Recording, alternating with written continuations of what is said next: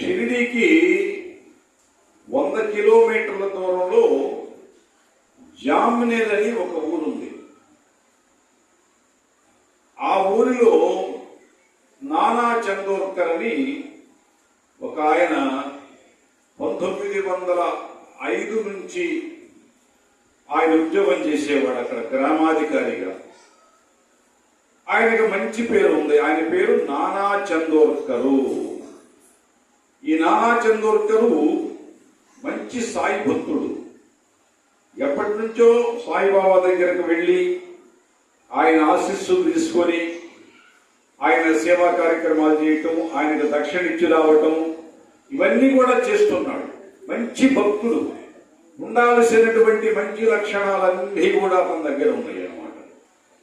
అందుకని బాబా కూడా అతనంటే చాలా ఇష్టంగా ఉండేవాడు. అయితే ఆ టైంలో అంతకు ముందు సంవత్సరమే వాళ్ళ అమ్మాయికి పెళ్లి చేశాడు. ఆ అమ్మాయి పేరు మైనతాయి. అయితే ఆ అమ్మాయి గర్భవతి అయింది, కనే సమయం వచ్చింది. అందుకని ఈ నానా చందోర్కర్ వెళ్ళి అత్తగారింటికి, వాళ్ళ అత్తగారింటికి మైనతాయిని వేలింటికి తీసుకొచ్చాడు. పుట్టింటికి తీసుకొచ్చిన తర్వాత కొద్ది రోజులకి ఆవిడకి ఆ సమయం వచ్చేసింది, ప్రసవించే సమయం వచ్చేసింది. కానీ ఎందుకోనో ప్రసవించే సమయం వచ్చింది కానీ ఆమె నొప్పులు పడుతుంది కానీ బాధపడుతుంది కానీ ప్రసవించడం కుదరట్లేదు. చాలా బాధపడుతుంది మైనతాయి. ఆయన ఏం చేశాడు, నానా చందోర్కరు వాళ్ళ నాన్నగారు డాక్టర్లను పిలిపించాడు. మంచి డాక్టర్లు 4-5 డాక్టర్లు పిలిపించి చూపించాడు. చూపిస్తే వాళ్ళు పాపం చాలా ప్రయత్నాలు చేశారు. దాదాపు 3 రోజులు అల్లాడిపోయింది ఆవిడ. 3 రోజులు కూడా డాక్టర్లు ప్రయత్నాలు చేసినా కూడా ప్రసవించలేదు. కానీ ఆ పురిటి నొప్పులతోటి చాలా బాధపడుతుంది, తట్టుకోలేకపోతుంది. ఇంట్లో వాళ్ళందరూ కూడా బాధపడుతున్నారు. అయ్యో ఇదేమిటి ఇలా జరిగింది అమ్మాయికి, మన వంశంలో ఎప్పుడూ లేదు ఇట్లా. ఆనాడు ఈ ఆపరేషన్లు ఇవన్నీ లేవు కాబట్టి నార్మల్ గా ప్రసవించేవాళ్ళు ఎవరైనా సరే. అయితే అప్పుడు ఇతనికి ఆలోచన వచ్చింది ఈ నానా చందోర్కర్కి, అయ్యో మనము సాయినాథుడిని నమ్మి ఉన్నాం కదా, ఆయన్ని మనం అసలు మర్చిపోయాము, ఆయన స్మరించలేదు, ఆయన పూజించలేదు, ఆయన చెప్పలేదు ఈ విషయము. కాబట్టే అమ్మాయికి ఇన్ని కష్టాలు వచ్చినాయి, ఇంత బాధపడుతుంది. నేను చాలా తప్పు చేశాను బాబా, నన్ను క్షమించు, మన్నించు.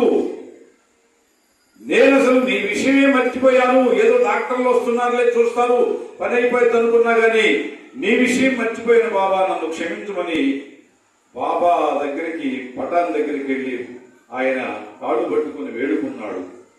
మహాత్మా, ఏదో ఒక విధంగా నా బిడ్డని కాపాడు, సుఖప్రసవం అయ్యేటట్లుగా ఆశీర్వదించు బాబా, నన్ను మన్నించు, ఇక ఎప్పుడు ఇటువంటి తప్పు చేయనని చెప్పని బాబాను వేడుకున్నాడు ఆయన పటం దగ్గరికి వెళ్ళి. అప్పుడు సాయినాథుడు షిరిడీలో చాలా మంది భక్తులు వస్తే వాళ్ళతో కూర్చొని మాట్లాడుతున్నాడు. ఈ మాటలు ఆయనకి వినిపించింది అక్కడ షిరిడీలో. వెంటనే సాయినాథుడు ఏం చేశాడంటే ఆ తునిలో విభూతిని కొంత తీసుకున్నాడు, ప్యాకెట్ పెట్టాడు. తర్వాత హారతి పాట ఒకటి తీసుకున్నాడు. అవి ఇక్కడికి పంపించాలి. అయితే ఎవరున్నారు అని చెప్పని బాబా ఆలోచిస్తుంటే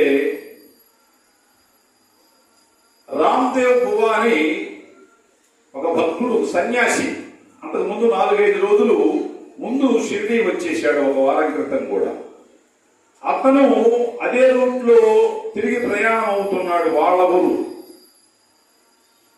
ప్రయాణం పెడుతుంటే అప్పుడు బాబా అన్నాడు, ఏమయ్యా రామగిరి బువా, నువ్వు అదే రూట్లో వెళుతున్నావు కదా,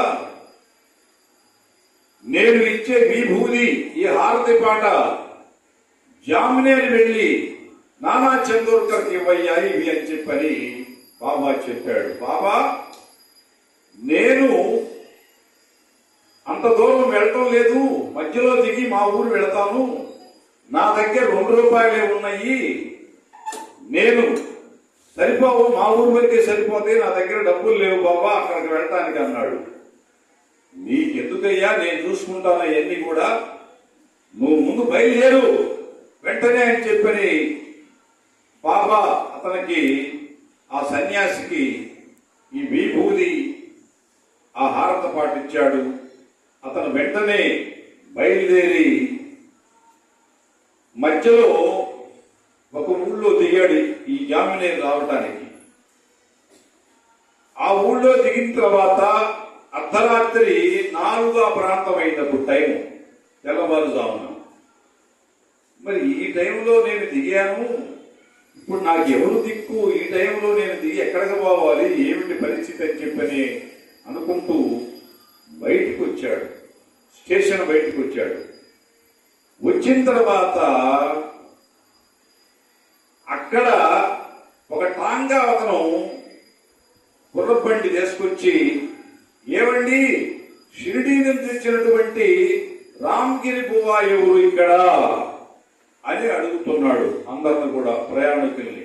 అప్పుడు రామ్గిరి బువ్వా నేనేనండి, షిరిడీ నుంచి వచ్చింది అని చెప్పి అన్నాడు. సరే ఈ టాంగా ఎక్కండి, మిమ్మల్ని ఆ ఊరు తీసుకెళ్తాను అని చెప్పని చెప్పడంతో ఎంతో సంతోషపడిపోయాడు అతను రామగిరి బువ్వ సన్యాసి. ఆహా, బాబా ఎంత దయామయుడు, కరెక్ట్ గా నేను బయటకు వచ్చేసరికల్లా టాంగా రెడీగా ఉంది జామినేని పోవడానికి, బాబా నా ఎందు దయ చూపించాడు అని ఆనందపడిపోయి ఆ టాంగా ఎక్కాడు. తెల్లవారి దాదాపు 7:30 ప్రాంతంలో ఆ దారిలో ఒక చిన్న కొలను కనిపించింది. అప్పుడు ఈ టాంగా అతను అన్నాడు, ఏమండి మీరు ప్రయాణం చేసి అలసిపోయారు, చక్కగా పళ్ళు తోముకోండి, నేను మీకు టిఫిన్ పెడతాను, తెచ్చాను, పలహారం తెచ్చారు, మీకు పొద్దున్నే పెడదామని చెప్పని అన్నాడు. అప్పుడు ఈ రామ్గిరి బువ్వా ఏంటంటే సన్యాసి కదా, ఇతను పక్కా హిందూ, ఎవరు ఏం పెట్టినా తినేవాడు కాదు. అతనికి అనుమానం వచ్చింది, ఇతను ఎవరన్నా ఇతర కులపతనేమో, ఏదన్నా ముస్లిమో లేకపోతే ఇంకేదన్నా కులం అనుకున్నాడు, నాకు వద్దులే అన్నాడు. లేదు లేదు, నేను పక్కా హిందువునయ్యా, క్షత్రియుడి, పైగా నీకేమి ఇబ్బంది లేదు, చక్కగా టిఫిన్ చేయమని చెప్పని సలహా ఇచ్చాడు.